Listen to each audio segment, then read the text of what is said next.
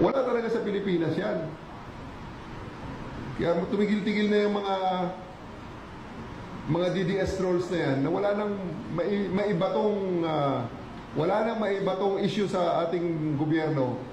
Gagawa na lang ng kung ano-anong kwento. Gaya ng pagka-fake news ng kanilang idolo. Proud pa sila. Di ba? Wala na yata makuhang lehitimong issue itong mga kritiko ng ating gobyerno. Lahat mga kritiko ng presidente, kung ano-ano na lang pinagsasabi. Kritiko ng PNP, gagawa na lang ng kwento. Pinapakita na may mga kabataan na naglagay ng upuan sa gitna ng kalsada. Talagang may na-aksidente dyan. May na-aksidente dyan, panoorin natin. Tapos, Bisaya ang pagkalagay. Ginagawang Bisaya para kunwari Pilipino. Ang problema, nasa Indonesia yan. Indonesia yan. So, cyber patrolling, Indonesia, kasi nakuha natin dyan ang plate number. Ang plate number, Indonesian plate. Wala na talagang, walang makuha itong mga DDS vloggers. DDS vlogger, yung nagkuha niyan, ang nag-post niyan, ang nalagay ng caption ng Bisaya, di, wala nang iba dyan, kundi DDS vlogger. Mga waibuot, mga tayo palang, which is totoo naman, it is an outrage, di ba? Kaso nga lang, ang incident yung pinapakita niya, wala sa Pilipinas. So it's crazy. Pinapalabas nila na parang nandito sa Pilipinas at parang wala nang sense, wala nang orderliness, wala nang peace and order sa atin na parang kung sino-sino at kung ano-anong ginagawa. Hindi po nangyari sa atin yan.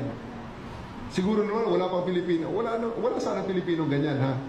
Hopefully, pwedeng gawin ng Pilipino yan, pero hindi pa ginagawa ng Pilipino at wala pa tayo recorded na ganyan. Okay? Pangalawa, eto, natuklasan na ating kapulisan mula sa ACG sa isang viral video na kumakalat sa social media kung saan makikita ang isang tao na tanggang saksakin. Yan. At tinaga. Ang nag-load na naman yan ay si Kerwin Salvador de la Cruz. Nare-upload. At yan ay nangyari sa Vietnam. So, walang tapos sasabihin nila yung police at pagkatapos kung sana kasi tatay daw nila walang ganyan. Yan ang mga comment. Time nga ni tatay nila, may na-armalite nga sa gitna ng Commonwealth di ba? Proud pa sila. Di ba? Wala talagang magawa, kundi ito na lang ang kanilang ginagawa. Pasamain ng mukha ng ating bansa na para bang napakagulo natin. Hindi naman totoo. So ngayon, ito ay papatake down din natin ang vlog na ito at kakasuhan din natin. Pangatlo, may isang viral video din, pambubugbog sa isang estudyante na pinalalabas Pilipinas na naman, bullying. Kumakot ito ng 17,000 views at 85, napakaraming reaksyon. Tapos sa mga trolls naman, walang tigil sa kapupula ng ating gobyerno.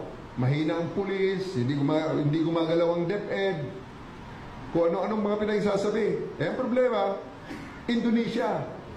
Again. Kasi nga, kamukha natin, tingnan nyo, may mga markings. So, ang mga markings na yan, tinignan natin sa mga t-shirt ng mga markings, wala talaga sa Pilipinas yan. Kaya tumigil-tigil na yung mga DDS trolls na yan, na wala nang maibatong issue sa ating gobyerno. Gagawa na lang ng kung ano-anong kwento. Gaya ng pagka-fake news ng kanilang idolo. Diretsuhin na natin.